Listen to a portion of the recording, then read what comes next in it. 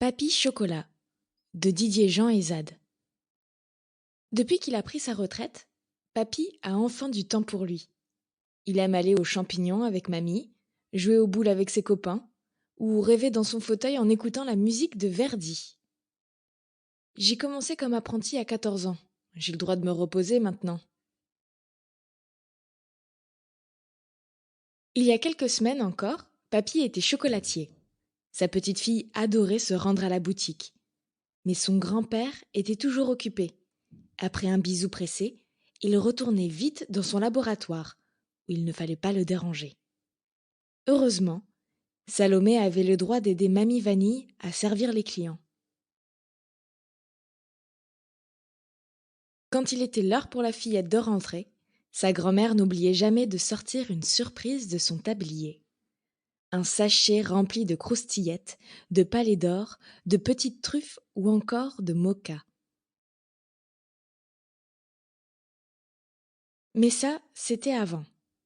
Avant que ses grands-parents prennent leurs grandes vacances, comme dit Papy. Depuis, même si sa grand-mère prépare toujours des gâteaux, son grand-père, lui, ne fabrique plus ces fameux chocolats. Fini les truffes et les mokas. Les premiers temps, Salomé a bien essayé de le faire changer d'avis.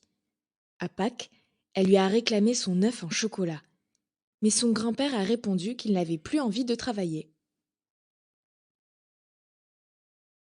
Un jour, la fillette se rend chez ses grands-parents, bien décidée à prendre les choses en main.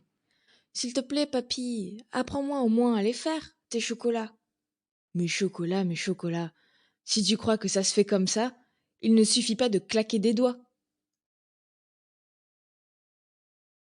Alors, Salomé revient le lendemain et se plante devant son grand-père en train d'écouter la Traviata. Le regardant droit dans les yeux, elle croque lentement une barre chocolatée du supermarché.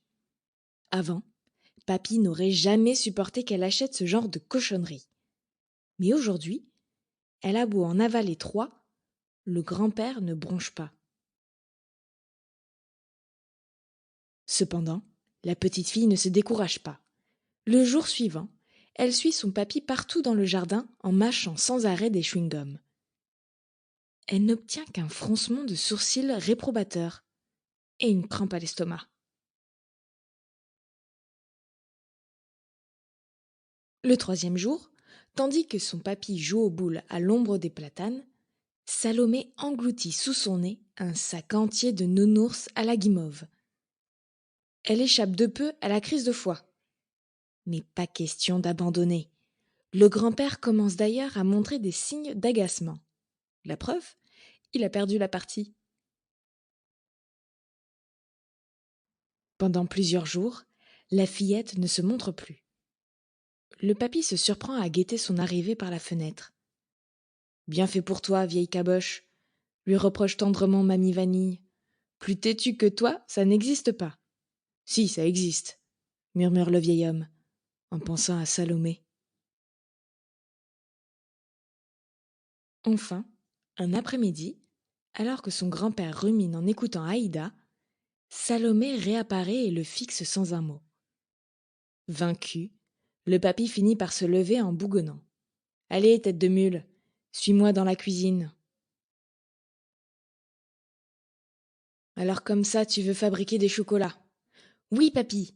S'il te plaît, apprends-moi à faire tes ganaches en sucette. »« Des ganaches en sucette ? Rien que ça. » Devant la mine gourmande de Salomé, il ajoute. « Avant de se régaler, petite, il faut travailler. » L'ancien chocolatier rassemble les ingrédients nécessaires, que Salomé pèse soigneusement. « C'est parti !» s'écrie-t-elle en se retroussant les manches. Papy montre, Papy conseille, et Salomé applique la recette à la lettre. Ses narines palpitent lorsque le chocolat fond doucement sous la caresse de la crème chaude. Bientôt, ses petits bras sont douloureux, à force de remuer. Mais pas question de se faire remplacer. Elle est si heureuse d'apprendre les secrets de son grand-père. Plus tard, la fillette passe un doigt gourmand sur le fond de la casserole. C'est délicieux. J'ai hâte de les goûter, nos sucettes, s'exclame Salomé, lorsqu'ils ont enfin terminé.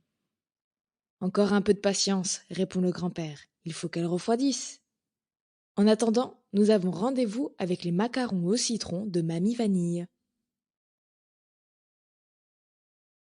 Dis, papy, tu m'apprendras une autre recette? Promis, la prochaine fois, on fera des truffes ou des mochas. Salomé est aux anges. Elle a enfin retrouvé son papy chocolat.